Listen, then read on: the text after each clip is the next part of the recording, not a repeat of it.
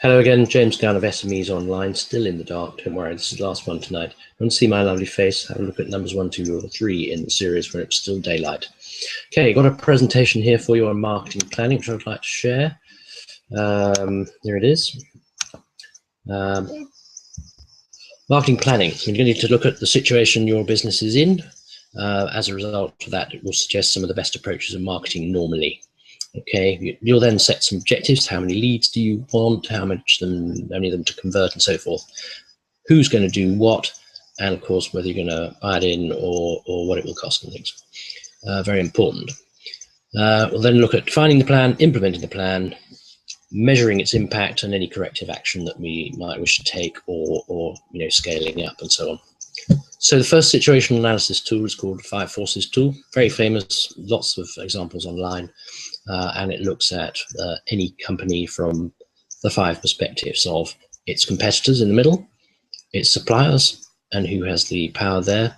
Some big companies, I don't know, for example, Coca-Cola, have quite a lot of power, Procter & Gamble, whatever. On the other hand, if you go to the other extreme, customers like Walmart have a lot of clout, whereas perhaps someone in the high street doesn't have so much power. There's also the possibility that new companies are entering the marketplace, or that substitute products or services or just a completely different way of doing things is coming along. So that's a good way of capturing a whole lot of those sort of broad factors which will influence your marketing and your positioning. Then we've got another couple. Probably best to do the PEST analysis before the SWOT. Political, economic, social and technological factors. I've put in some generic examples which people might want to look at, again, these will throw up the kinds of things that are happening around the business, whereas the SWOT analysis will capture the things that are going on in the business. So we've got strengths and weaknesses which tend to be in the present, and the opportunities and threats which tend to be in the future. And again, I've got some generic examples of strengths and weaknesses, but you'll know what needs to go in there and what's impacting your business and your marketplace. Okay, planning, you've got to set some objectives. Might start with, can we close that gap between what we think we're going to sell and planned revenue with online sales? Does that mean we've got to find 100 people or 1,000? And how will we find them online? Do we want to build a mailing list? I mean, maybe these people won't buy this year, but perhaps they'll buy next, and hopefully they'll become recurring revenue, etc. They'll also become possible referral routes and advocates of the company, which will all help the branding and so forth. And of course, how much time and budget will it all take? So let's look at building that plan. We can think of how many leads we need, so perhaps the right thing to do is to spend $100 a week on online advertising and Google PPC, or maybe Facebook ads would be better. Depends on how you want to target people.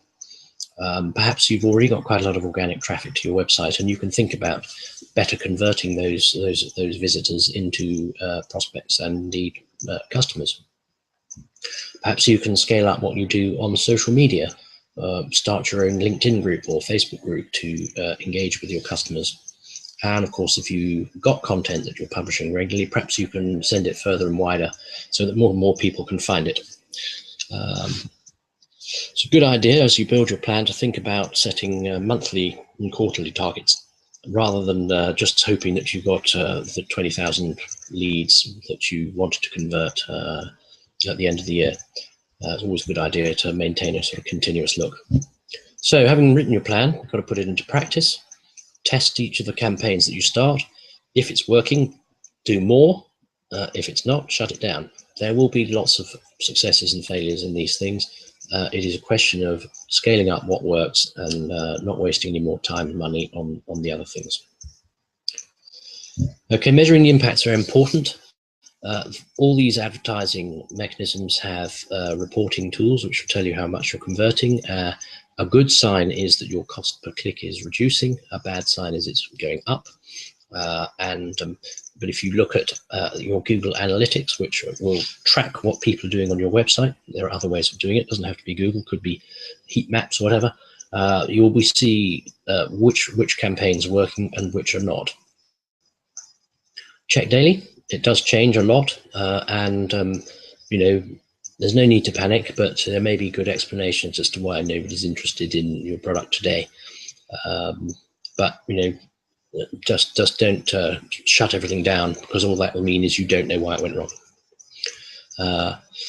Always check your monthly targets for all your lead sources, and just keep an eye on how that's working. Great, thank you for my attention. Next webinar, we're going to look at some of the lead generation techniques that might be used as lead sources, including advertising, organic traffic to your site, social media, content marketing, apparel marketing, and mobile marketing. Please do get in touch if you've got any questions, or would like to know more about these things. There's lots more to come, but I have to keep it for 10 to 5 minutes.